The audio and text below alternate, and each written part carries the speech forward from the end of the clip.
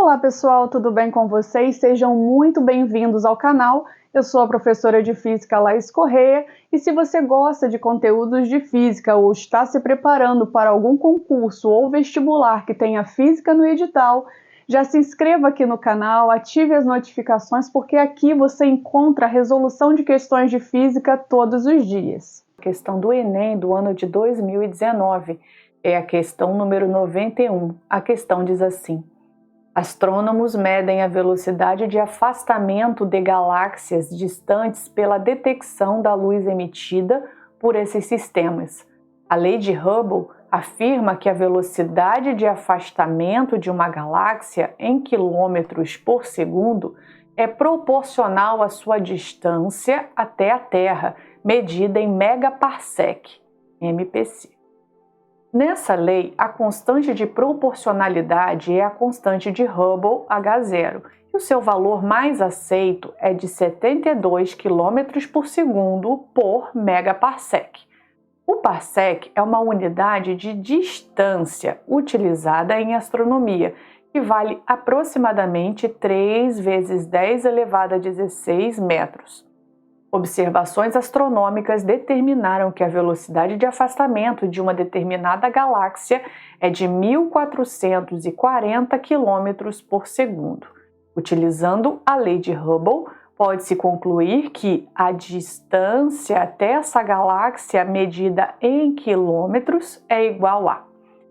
Bom, pessoal, uma questão aqui que a gente tinha que fazer análise das dimensões, né? Se a gente olhasse as unidades, a gente conseguiria chegar na equação bem tranquilamente, tá? Não necessariamente você precisaria decorar ou saber a equação, né, que relaciona a constante de Hubble com a velocidade e a distância, tá? Então, olhando a própria unidade que ele dá para a gente da constante, a gente consegue fazer isso. Lembrando que a constante de Hubble é a taxa de expansão do universo, indicando a velocidade com que as galáxias se afastam em função da distância. Geralmente é expressa em quilômetros por segundo por megaparsec, como ele está falando aqui para a gente, tá? Então, coloquei umas imagens aqui só para representar. Então, vamos lá. Olha só, ele fala que a constante de Hubble, H0, ele vale, né? Ele falou o valor mais aceito aqui, mas olha só as unidades. Quilômetros por segundo dividido por megaparsec. Aí a gente sabe que quilômetros por segundo é uma medida de velocidade. E sabemos que o megaparsec é uma medida de distância. Então, se a gente multiplicar cruzado aqui, a gente vai ter que a velocidade vai ser igual a H0, que é a constante de Hubble, vezes a distância. Prontinho, nós temos a equação. Tá? Não precisava decorar, eu não estudei esse conteúdo, né? Bem tranquilo. Só olhando aqui a unidade que foi fornecida, tá legal? Então ele fala pra gente que a velocidade de afastamento de uma determinada galáxia é 1440 km por segundo. Então nós temos o valor dessa velocidade aqui, certo? Então vamos colocar aqui como dados. Temos a velocidade 1440 km por segundo. Temos o valor da constante de Hubble, que é 72 km por segundo por megaparsec, e queremos descobrir, na verdade, né, a distância. Queremos descobrir a distância, né, até essa galáxia aqui, ou seja, queremos saber o D. Então é só substituir os valores, tá? Então vamos lá. Eu tenho a velocidade 1440 km por segundo, eu tenho o H0, que vale 72 km por segundo dividido para megaparsec, ou seja, então essa distância aqui eu vou encontrar em megaparsec, tá? Por causa aqui do denominador. Então, quem está multiplicando passa dividindo, 1440 dividido por 72, a minha distância vai ser de 20 megaparsec. Pessoal, a gente ainda não encontrou, tá? Porque a unidade ainda está em parsec, a gente ainda vai passar para metros, tá legal? E depois para quilômetros. Então, vamos lá. Prontinho, pessoal. Seguinte, vamos abrir aqui esse prefixo mega, ele vale 1 milhão, 10 a 6. Então, muito importante estudar os prefixos, tá, pessoal? Para a prova do Enem cair demais, tanto os menores quanto os maiores. Então, 20 megaparsec. tá? Então, o mega eu troquei pelo valor que ele representa, que é 10 a sexta, tá ok? Então, a gente sabe que 1 parsec vale 3 vezes 10 elevado a 16 metros. Então, 20 vezes 10 a sexta parsec vale quantos metros? Então, regrinha de 3, né? Multiplico cruzado, x vai ser igual a 20 vezes 3 dá 60. Repito a base, somos expoentes, 16 mais 6 vai dar 22 metros. Só que ele quer a resposta em quilômetros, então a gente tem que fazer mais uma regrinha de 3, né? 1 quilômetro tem 1000 metros. Eu vou botar como 10 ao cubo. 1000 metros. Então, quantos quilômetros, vou chamar de y, tem 60 vezes 10 elevado a 22 metros? Então, é só eu passar o 10 ao cubo dividindo aqui, né? 6 vezes 10 a 22 dividido para 10 ao cubo. Y vai ser igual a 60, repito a base, diminuo os expoentes. 22 menos 3 vai dar 19 quilômetros. Vamos ver as alternativas. Não tem assim, tem com 6. 60 não é 6 vezes 10? Então, para colocar essa casa decimal aqui, é só aumentar uma. Então, vai ficar 6 vezes 10 elevado a 20 quilômetros. Isso é igual a isso. Então, resposta, letra C. Vou marcar aqui para vocês tirarem o print. Então, uma questão de análise dimensional, né, que a gente fazia aqui para chegar à equação. E depois a gente fazia aqui as regras de 3 para achar as conversões. Tá bom, pessoal? É isso. Questão número 94. A questão diz assim: antes da geração do céu, teremos que rever a natureza do fogo, do ar, da água e da terra. Primeiro, em relação àquilo que chamamos água, quando congela, parece-nos estar a olhar para algo que se tornou pedra ou terra. Mas quando derrete e se dispersa, esta torna-se bafo e ar. O ar, quando é queimado, torna-se fogo e, inversamente, o fogo, quando se contrai e se extingue, regressa à forma do ar. O ar, novamente concentrado e contraído, torna-se nuvem e nevoeiro, mas a partir destes estados, se for ainda mais comprimido, torna-se água corrente, e de água torna-se novamente terra e pedras, e deste modo, como nos parece, dão geração uns aos outros de forma cíclica. Platão, 360 a.C. Buscando compreender a diversidade de formas e substâncias que vemos no mundo, diversas culturas da antiguidade elaboraram a noção de 4 elementos fundamentais, que seriam terra, água, ar e fogo. Essa visão de mundo prevaleceu até o início da era moderna, quando foi suplementada diante das descobertas da química e da física, né? Do ponto de vista da ciência moderna, a descrição dos 4 elementos feita por Platão, né, nesse texto aqui foi uma referência, né, feita, mas em relação a esse texto aqui, corresponde ao conceito de item A, partícula elementar. Pessoal, vamos analisar todas, tá? Verdadeira, falsa, essa aqui é falsa. Pessoal, as partículas elementares, como por exemplo os quarks, né, os elétrons, são os constituintes básicos da matéria, né? Eles não podem ser divididos. Mas Platão não descreve, né, esses constituintes mínimos, e sim transformações entre formas da matéria. É isso que a gente percebe aqui nesse texto. Então, item A é falso. Item B, força fundamental. Pessoal, essa aqui também é falsa. As forças fundamentais, como por exemplo a gravidade, o eletromagnetismo, a força nuclear forte e fraca, elas descrevem como as partículas ou corpos interagem, né? Não tipos ou estados da matéria. Já o Platão descreve mudanças de forma da matéria, não forças. Tá legal? Nesse texto aqui. Item C, elemento químico. Esse aqui também é falso. Pessoal, os elementos químicos, como por exemplo hidrogênio, oxigênio, né, o ferro, eles são substâncias quimicamente puras, né?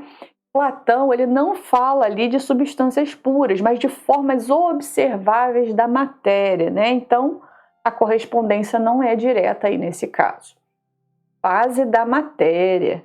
Isso aí, pessoal, essa daqui, ela é verdadeira, a resposta da questão. A gente ainda vai falar sobre ela e sobre a lei da natureza, tá? Então, pessoal, no texto, Platão descreve, né, a água que congela, o ar que se condensa, o fogo que se extingue e assim por diante, né? Isso, pessoal, está remetendo a estados físicos diferentes da matéria, sólido, líquido e gasoso, né? Então, pessoal, o ponto-chave aqui é que o Platão não estava falando das substâncias químicas diferentes, né? Mas sim das formas e dos estados da matéria que elas se transformam ciclicamente. Então, assim, apesar, né, de parecer que os 4 elementos aí, ele poderia ser equivalente aos elementos químicos, e que essa aqui poderia gerar um pouco de dúvida, né? O texto enfatiza essa transformação cíclica entre os estados, né? O que se relaciona diretamente com as fases da matéria, tá legal? Então, vamos falar a última aqui, que é a lei da natureza. Ela é falsa também, né? Porque as leis da natureza, elas descrevem como a matéria ou energia se comporta. Mas Platão não está falando de comportamento, e sim de formas ou estados da matéria que se transformam. Tá, pessoal? Então, no caso aqui, é a fase da matéria. Resposta letra D. Tá bom, pessoal? É isso. Questão número 100. A questão diz assim. Um estudante leu em um site da internet que os povos antigos determinavam a duração das estações do ano observando a variação do tamanho da sombra de uma haste vertical projetada no solo. Isso ocorria porque, se registrarmos o tamanho da menor sombra ao longo de um dia, ao meio-dia solar, esse valor varia ao longo do ano, o que permitiu aos antigos usar esse instrumento rudimentar como um calendário solar primitivo. O estudante também leu que, ao longo de um ano, sempre ao meio-dia solar, 2 pontos. Primeiro, a sombra é máxima no solstício de inverno, e 2, a sombra é mínima no solstício de verão. O estudante, que morava em Macapá, na linha do Equador, ficou intrigado com essas afirmações e resolveu verificar se elas eram verdadeiras em diferentes regiões do mundo. Contactou seus amigos virtuais em Salvador, região tropical, Porto Alegre, região temperada, e pediu que eles registrassem o tamanho da menor sombra de uma haste vertical padronizada ao longo do dia durante um ano. Os resultados encontrados estão mostrados esquematicamente no gráfico. SV representa o solstício de verão, SI solstício de inverno e E os equinócios. Então aqui tamanho da sombra na vertical, e no eixo horizontal, eixo X, a gente tem o solstício de inverno, equinócio, solstício de verão, equinócio e solstício de inverno, né? Então a gente tem aqui as oscilações e aqui as cidades. Então as estações do ano, inverno, primavera, verão, outono, né? Coloquei um resuminho aqui, né? O solstício de verão ocorre quando o Sol atinge a sua maior inclinação em relação ao Equador, resultando no dia mais longo do ano. Já o solstício de inverno é quando o Sol está na menor inclinação, gerando o dia mais curto do ano. E os equinócios acontecem quando o Sol cruza o Equador, fazendo dia e noite terem duração aproximadamente iguais, né? Só um resuminho aqui, você não precisava saber isso, era só uma análise de gráfico, bem tranquila essa questão, tá? Então vamos aqui para o comando da questão. Quais cidades indicadas no texto e no gráfico contradizem a afirmação 2? O que é a informação 2? A sombra é mínima no solstício de verão. Então, ela aqui é aquela que contradiz, né? Não aquela que respeita a afirmação. Então, vamos analisar. A gente tem aqui, vamos começar pela cidade de Porto Alegre. Porto Alegre. A gente tem que o ponto mais baixo aqui, menor ponto, né? Ou seja, a sombra aqui, ela é mínima. Olha só, essa aqui é a região de Porto Alegre. Ela é mínima no solstício de verão. E olha a afirmação, a sombra é mínima no solstício de verão. Então ela está correspondente, né, à afirmação 2 e não está contradizendo. Então Porto Alegre não pode ser, tá? Vamos ver Salvador. Vou pegar de verde. Salvador. Salvador está aqui. Ponto mais baixo aqui e o ponto mais baixo aqui. Fazendo esse movimento aqui, né, Salvador. Então, a sombra é mínima, né, entre o solstício de verão e o equinócio, entre o solstício de verão e o equinócio. Então, a sombra é mínima no solstício de verão. Não, ela não está no solstício de verão, é entre o solstício de verão e o equinócio, nos dois lados. Então, realmente ela contradiz, beleza. Então, agora vamos ver o Macapá. Então, vem aqui, ponto mais baixo no equinócio. Vem aqui, ponto mais baixo no equinócio, faz esse movimento aqui. Então, como os pontos mais baixos estão nos equinócios, a sombra é mínima no solstício de verão, também está contradizendo. Então, também pode ser Salvador e Macapá. Salvador e Macapá está aqui na letra C, que é a resposta. Uma questão simples de análise de gráfico, né? Você não precisava saber esses conceitos em específico, mas tem que saber interpretar o gráfico direitinho. Tá bom, pessoal? É isso. Questão número 103. A questão diz assim: o curling é um dos esportes de inverno mais antigos e tradicionais. No jogo, 2 times com 4 pessoas têm de deslizar pedras de granito sobre uma área marcada de gelo e tentar colocá-las o mais próximo possível do centro. A pista de curling é feita para ser a mais nivelada, né, possível, para não interferir no decorrer do jogo. Após o lançamento, membros da equipe varrem com vassouras especiais o gelo imediatamente à frente da pedra, porém sem tocá-la. Isso é fundamental para o decorrer da partida, pois influi diretamente na distância percorrida e na direção do movimento da pedra. Em um lançamento retilíneo, sem a interferência dos varredores, verifica-se que o módulo da desaceleração da pedra é superior se comparado à desaceleração da mesma pedra lançada com a ação dos varredores. A menor desaceleração da pedra de granito, ocorre porque a ação dos varredores diminui o módulo da... Vamos analisar todas, pessoal, a verdadeira e as falsas. Bom, pessoal, primeiramente, né, vamos fazer uma análise aqui de forma geral, né? O que acontece aqui no curling, né? Que eu percebo que dá pra gente analisar aqui pelo texto. A pedra, né, ela desliza sobre o gelo. Sem os varredores, ela desacelera mais rápido. E com os varredores, ela vai percorrer uma maior distância, né? A função da varredura é aquecer levemente o gelo, né, e remover as imperfeições, diminuindo o atrito entre a pedra e o gelo, né, o que a gente consegue perceber aqui analisando o texto. Então, a menor desaceleração da pedra de granito ocorre porque a ação dos varredores diminui o módulo da força motriz sobre a pedra. Pessoal, essa aqui é falsa. Não há motor nem força propulsora, né? Então, o lançamento inicial é manual. Então, é falso. Item B. Força de atrito cinético sobre a pedra. Pessoal, essa aqui é verdadeira, né? Nem vai precisar analisar, mas a gente vai verificar as outras, tá? Essa aqui é verdadeira. A varredura, ela vai diminuir o atrito, reduzindo a desaceleração. Então, essa aqui é verdadeira. Então, vamos lá para a letra C. Força-peso paralela ao movimento da pedra. Essa aqui é falsa, né, pessoal? Super falsa. A força-peso atua sempre verticalmente e não paralela ao movimento. Item D. Força de arrasto do ar que atua sobre a pedra. Pessoal, o efeito do arrasto é muito pequeno, né? Praticamente desprezível nesse caso aí. Força de reação normal que a superfície exerce sobre a pedra. Pessoal, a força normal ela é perpendicular ao gelo, ela não afeta o movimento horizontal significativamente, né? Então essa daqui é falsa, realmente força de atrito cinético sobre a pedra. Só lendo aqui a gente consegue chegar a essa conclusão. Tá bom, pessoal? É isso. Questão número 107. A questão diz assim: a figura mostra de forma esquemática uma representação comum em diversos livros e textos sobre eclipses. Apenas analisando essa figura, um estudante pôde concluir que os eclipses podem ocorrer 2 vezes a cada volta completa da Lua em torno da Terra. Apesar de a figura levar a essa percepção, algumas informações adicionais são necessárias para se concluir que nem o eclipse solar nem o lunar ocorrem com tal periodicidade.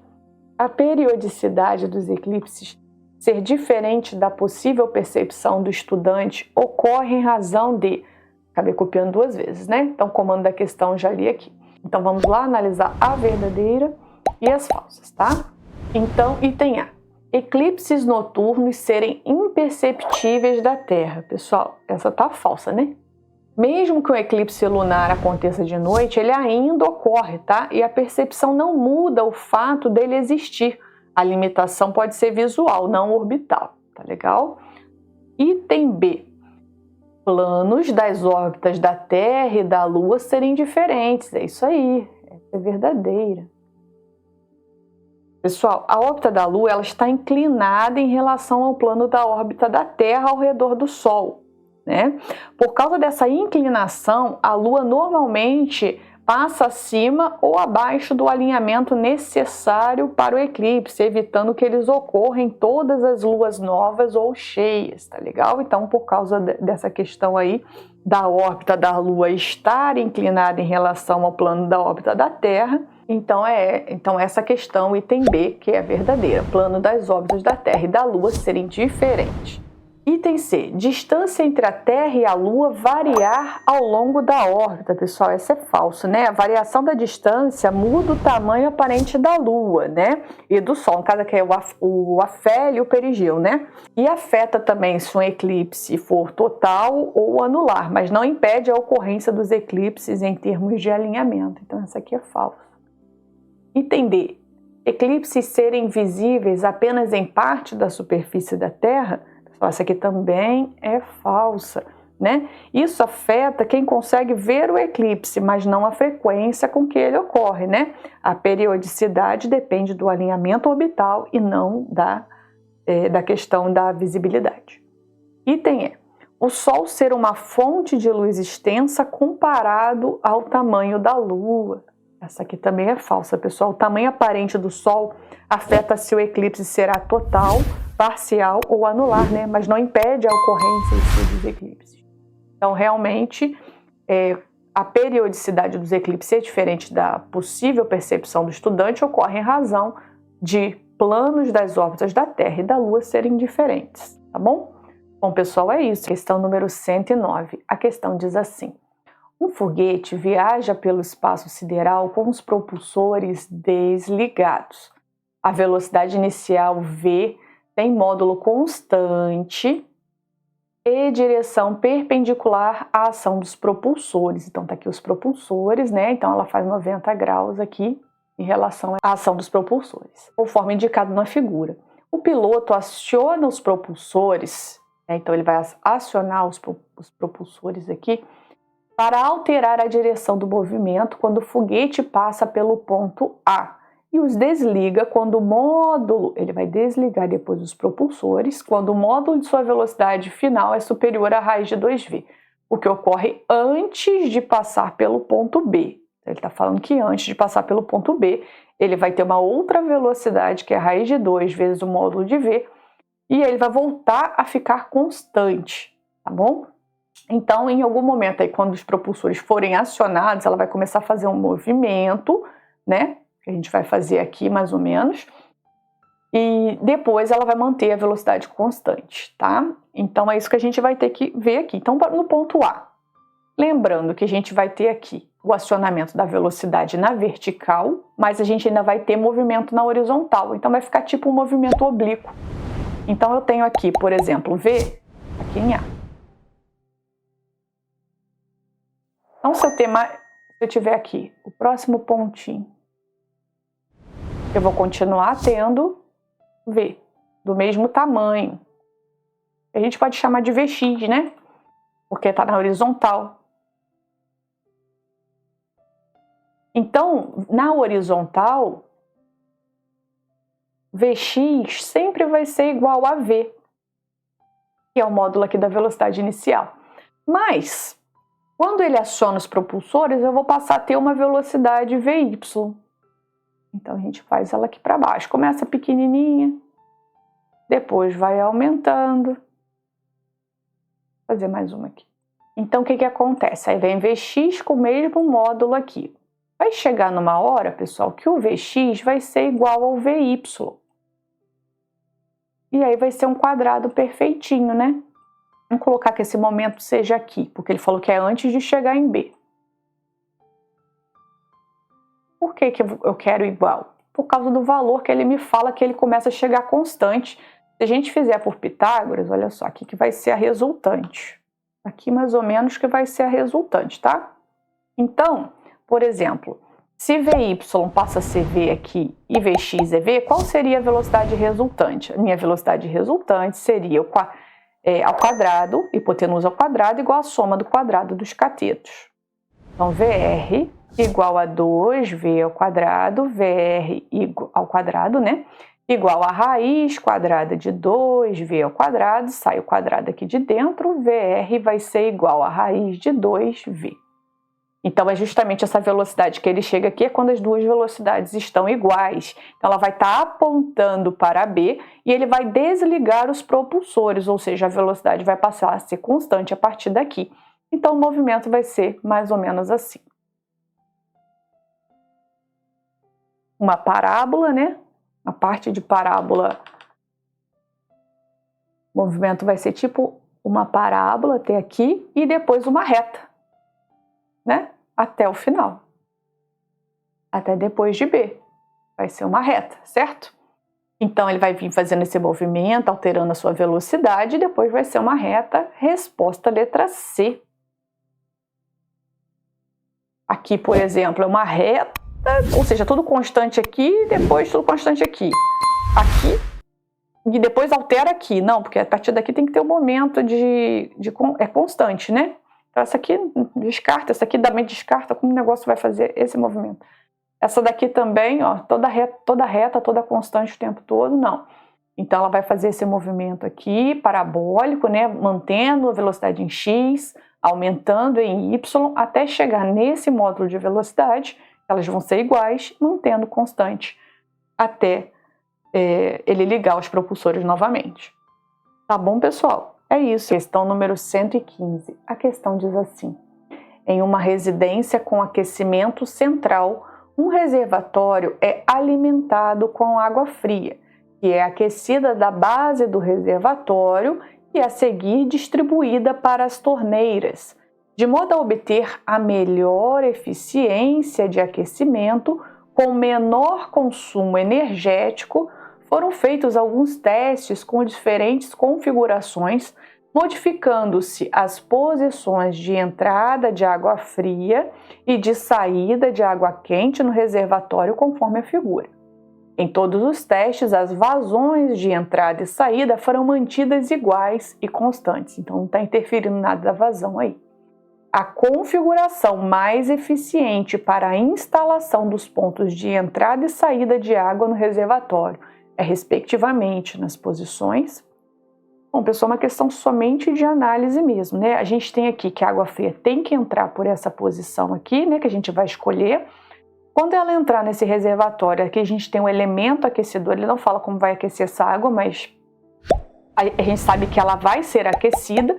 Estando uma vez aqui aquecida, né, ela vai mudar a densidade. Lembra disso? Que o menos denso, né, a água menos densa, quente, ela vai se acumular na parte de cima, né, que o ar quente sobe e o ar frio desce. Lembra a movimentação de fluidos? Isso caracteriza a convecção térmica. É isso que você teria que lembrar aqui, né, que a gente tem alguns fenômenos, condução, irradiação e convecção térmica. Então é isso aqui que ele queria que a gente analisasse. Então vamos aqui. A melhor eficiência de aquecimento com menor consumo energético. Então, a entrada de água. Por onde seria melhor entrar essa água? Por aqui, por aqui, por aqui? Qual seria menos trabalhoso? A parte mais baixa, né? A água está fria, temperatura ambiente entrando por aqui, você não precisaria aqui de bombas, né? Para poder fazer com que essa água suba aqui, certo? Então, por baixo aqui seria o método mais eficiente, ou seja, a 3 seria melhor para a entrada. Uma vez essa água aqui dentro do reservatório, ela começa a ser aquecida, Então a gente vai ter aqui o aquecimento da água, lembrando que, né, vai ficar menos denso, então vai tender a subir para a parte superior e acumular aqui na parte superior. Então qual vai ser melhor para poder retirar essa água quente? Aí já é aqui na parte de cima, a 4. A 4 e aqui a 3. Por quê? Por causa da convecção térmica. Sempre ficar uma questão de convecção, irradiação, condução, né, com muita frequência no Enem. Então tem que estudar esses processos de propagação do calor, tá? Muito importante. E aqui era só você analisar isso. Quando a água aquecer, vai se concentrar mais aqui na superfície, né? Porque a água vai ficar menos densa, mais quente, né? E aí seria melhor retirar por cima, para ter, no caso, a melhor eficiência com menos consumo energético, né? Fazer com que a própria natureza contribua aí com esse movimento, né? Então, entrada 3, saída 4, resposta letra D. Tá bom, pessoal? É isso. Questão número 118. A questão diz assim: uma das formas de se obter energia elétrica é usar uma lente convergente circular para concentrar os raios de sol em um único ponto, aquecendo um dispositivo localizado nesse ponto a uma temperatura elevada. Então, lente convergente circular. Com a transformação da energia luminosa em energia térmica, pode ser criado vapor d'água que moverá uma turbina e gerará energia elétrica. Para projetar um sistema de geração de energia elétrica a fim de alimentar um chuveiro elétrico de 2.000 watts de potência, sabe-se que neste local a energia recebida do Sol é de 1.000 watts por metro quadrado. Então, esse aqui é o valor da intensidade luminosa, né? Potência sobre área. Esse sistema apresenta taxa de eficiência de conversão em energia elétrica de 50% da energia solar. Considere raiz de π igual a 1,8. Qual deve ser, em metro, o raio da lente para que esse sistema satisfaça aos requisitos do projeto? Bom, pessoal, vamos anotar os dados primeiro, né? Então, a gente tem aqui a potência elétrica do chuveiro, que é 2.000 watts, né? A gente tem a intensidade luminosa, que é de 1.000 watts por metro quadrado.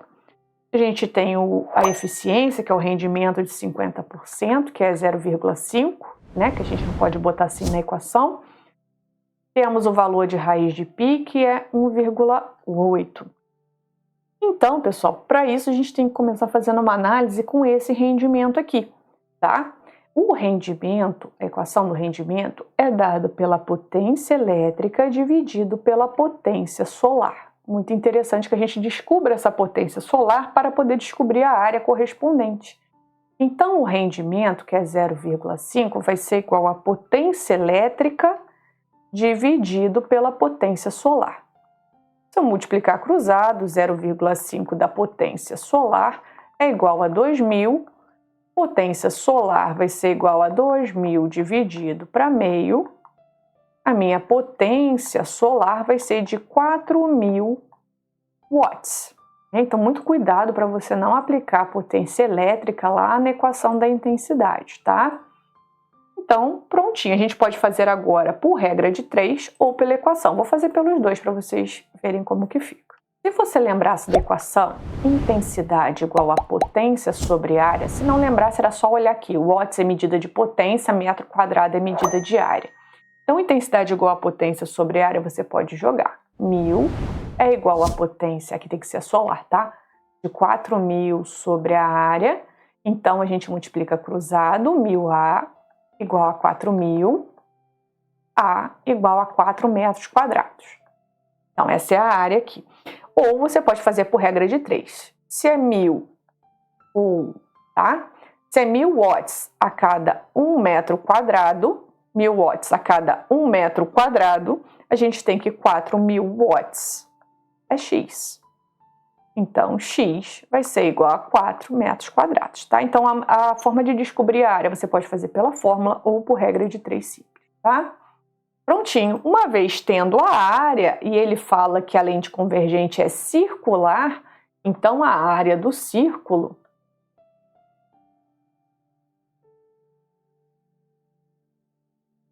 é π raio ao quadrado. Eu quero justamente saber o valor desse raio. né? Então, eu tenho o valor da área, que vale 4, igual a π raio ao quadrado. Quem está multiplicando, passa dividindo. Raio ao quadrado é 4 sobre π. Tenho que jogar raiz quadrada para tirar esse quadrado dali, né? Esse expoente. Então, raiz de 4 vai ser 2 sobre raiz de π. Ele fala para a gente o valor de raiz de π, que é 1,8. Então, o meu raio vai ser 2 dividido para 1,8, 1,11. É uma dízima, né? Então, aproximadamente 1,11 metros. Resposta letra E. É só uma questão clássica, cai demais no Enem, questão de intensidade solar, tá? Envolvendo potência, rendimento, cai demais, então deixem de revisar essa parte. Tá bom, pessoal? É isso, questão número 120. A questão diz assim: o etanol é um combustível renovável obtido da cana-de-açúcar e é menos poluente do que os combustíveis fósseis, como a gasolina e o diesel.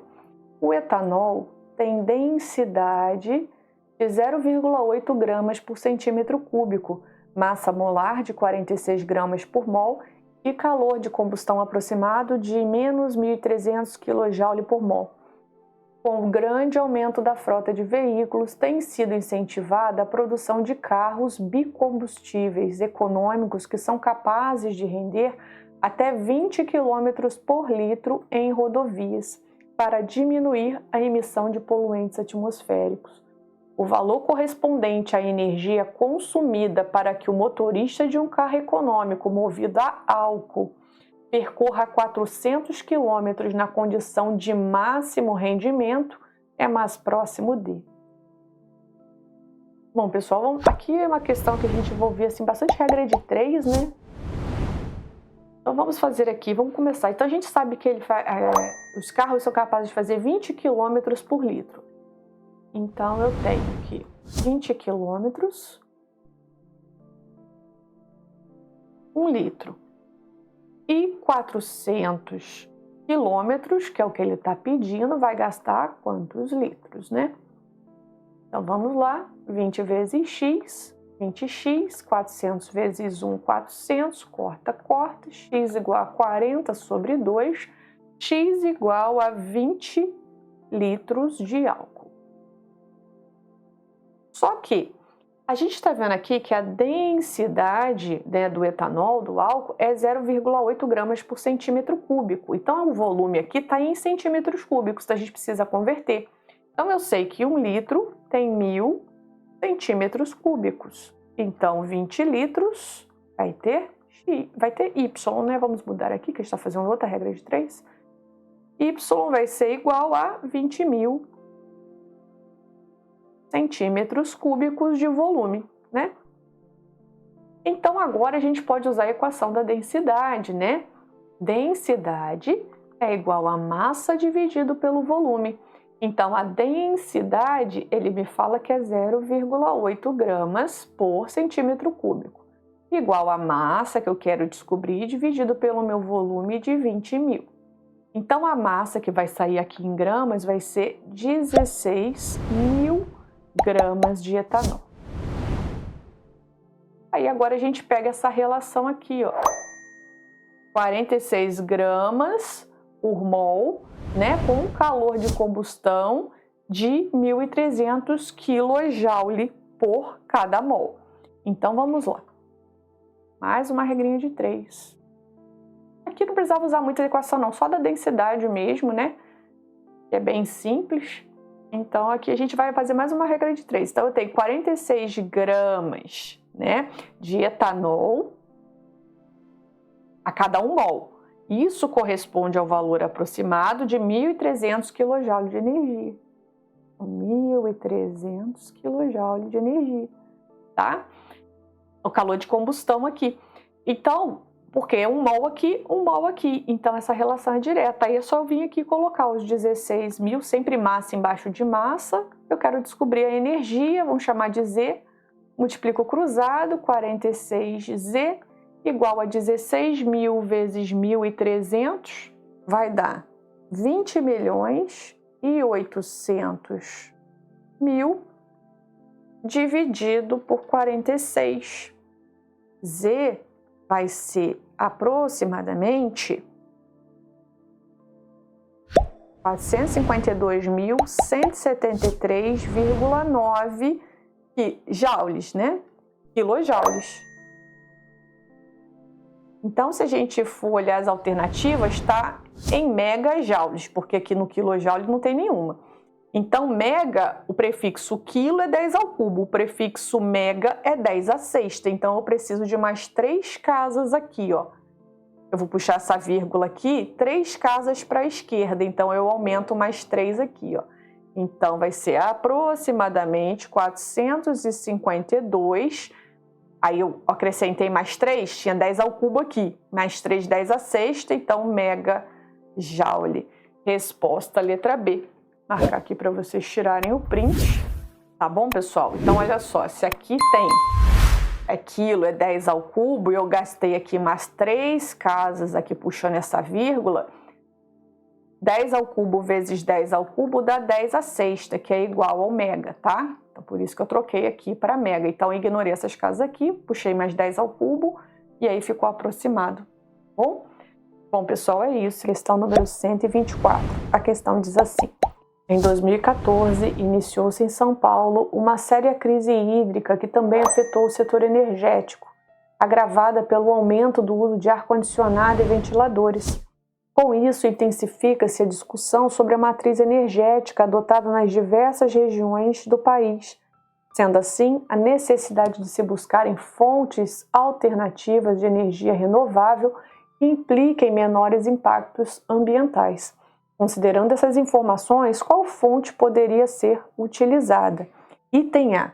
Urânio enriquecido. Pessoal, o urânio enriquecido ele é utilizado nas usinas nucleares, né? É usado para a produção de energia nuclear, mas ela não é renovável, ele quer energia renovável.